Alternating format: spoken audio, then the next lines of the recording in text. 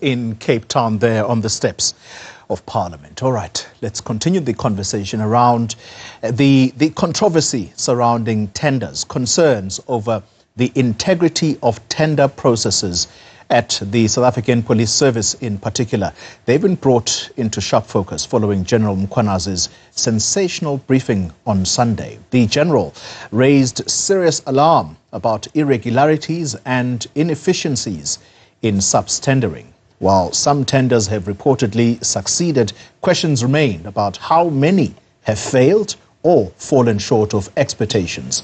Now, to shed more light on this, our business reporter has been out and about asking some questions, key questions. Dogozo Kumalo, good evening to you. Good evening, I think a simpler question to ask is, how easy or difficult is it to get a tender from government departments? But let's be specific, because you were quite clear in your duty today, and that's to understand how tendering works within SAPS.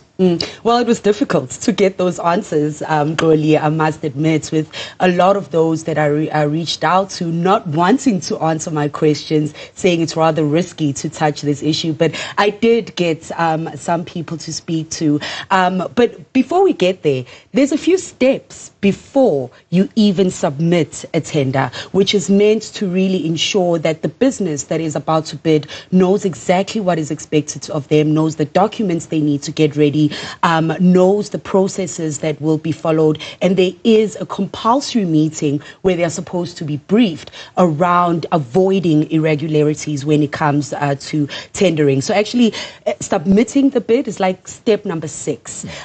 So it should not be as easy as that. And of course, earlier on, we did find out that it should not be as easy as that if there is no political interference. And I did speak to an associate at Cliff Decker Hofmeyer, Charles Green, who did share those sentiments that usually when those irregularities do come up, it's because there is political interference. But let's hear from him on why he says tendering is important and that procurement process is important within government processes.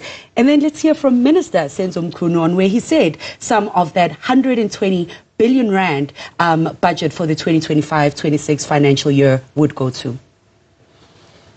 I actually have a right in terms of our constitution and the Promotion of Administrative Justice Act to challenge that decision. So you can look at it from the private sector. The private sector can go to court and review the decision of, for example, SAPS, to say you shouldn't have awarded it to this person. It must be reviewed and it must be set aside.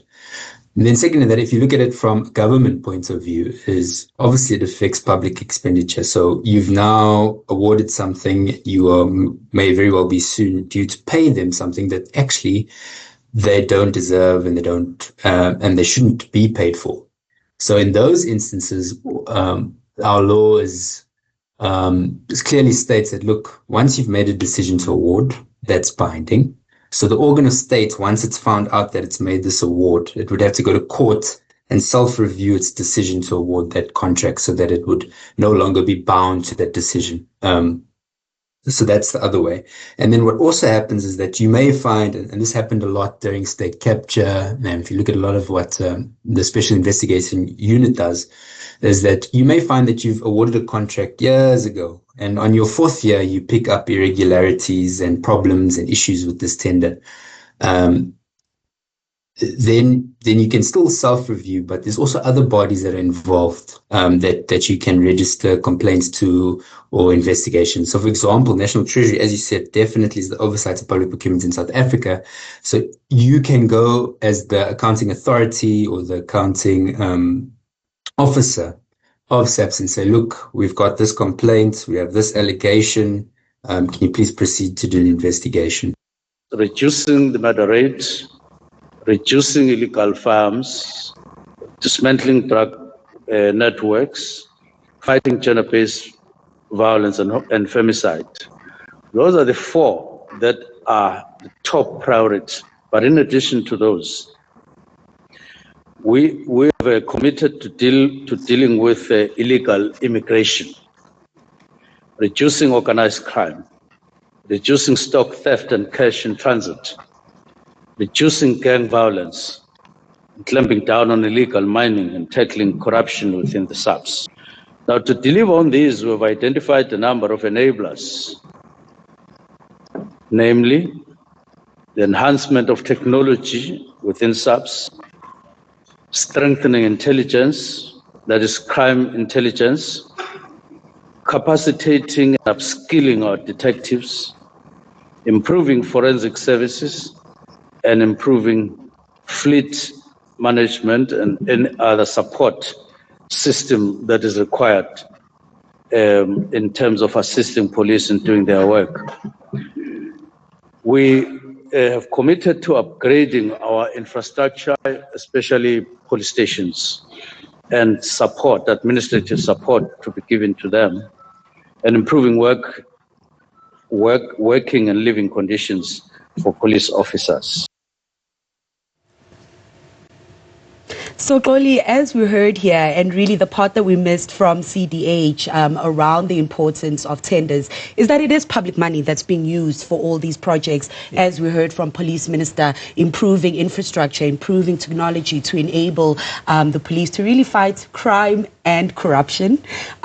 So that is important. So that's why we have a tendering system in the country, so that they can be accountable on where those public funds go. But over the years, Xoli, we've had incidences of SAPS tenders being cancelled because of irregularities and fraud. Of course, Kat Makala being the one that's in the spotlight right now. If we go back to the mid-2010s, we did have Shabang with that 500 million tender that he got. We've had other few smaller ones. And remember that while the procurement goes through the National Treasury, there are instances where loopholes might come in, because if it's an emergency, for example, that's when the exploitation comes. Yeah, SAP might put out an own tender without necessarily going through the due process. So we saw a 28 million rand accommodation tender that was cancelled, also due to irregularities found. We found one for tech that was actually cancelled earlier this year because they said they found duplication after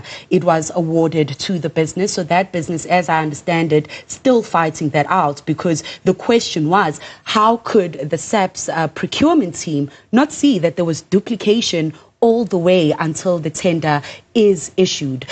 So quite a few tenders all the way back from 2029 that have been cancelled on the back of that. And a few tenders, I did go onto the SAPS online portal, a few tenders that are out this year as well, Xoli.